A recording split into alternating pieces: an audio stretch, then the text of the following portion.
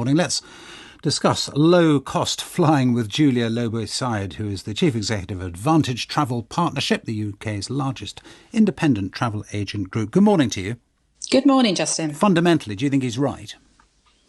I think to a point he is right. However, I do think that it's a very competitive marketplace. So, we have a number of different airlines that offer no low-cost fares, not just Ryanair. So in a very competitive marketplace, we are likely to continue seeing low fares. Whether it's the 99 pence fares that we used to see in the past, who knows? Ryanair are selling £9.99 flights today. I did check and see that. So I think there are some difficult headwinds on the way. Obviously, fuel being one of them, that will potentially change the model. However, fundamentally, I don't think it's the end of low cost. No. You say fuel's one of them. What are the others? I think we're seeing rising costs right across our entire ecosystem. The big impact for a lot of business, even in the industry that I'm involved with, which is kind of travel agents, they are seeing a significant increase in their operating costs, including staff costs. So wages have increased, trying to match inflation. Many of them can't.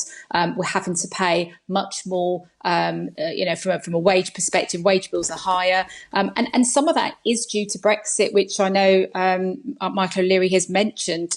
We've seen a void of talent leave the workforce, and we're having to really try to employ new talent in, and that does come at a cost. That's interesting. In your view, it is an absolute certainty, is it, that Brexit has led to higher air prices? We've seen something like 200,000 EU nationals leave the UK since Brexit, but also COVID. A lot of them did go back to their countries during COVID to be back home with their families, and they've not returned.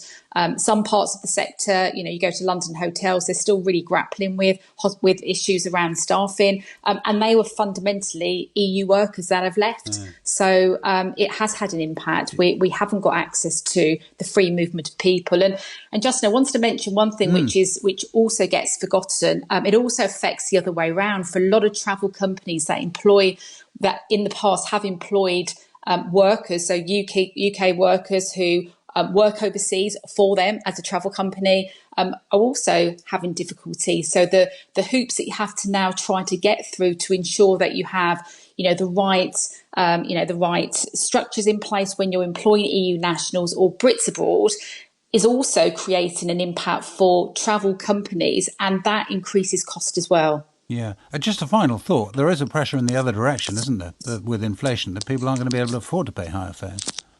There absolutely is. And I guess that affects us all as consumers, whether that's travel and other things. However, what we are definitely seeing is the pent-up demand that we have seen right through the summer. That's continuing. Right. 20% of everything my members are selling are for next summer.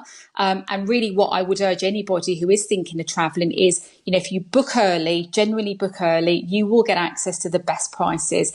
Leaving it last minute, is not the right thing to do. But we need to give certainty. We need to make sure consumers have that. But booking early right now is definitely the way to think about it. Julia Bue-Said, thank you very much.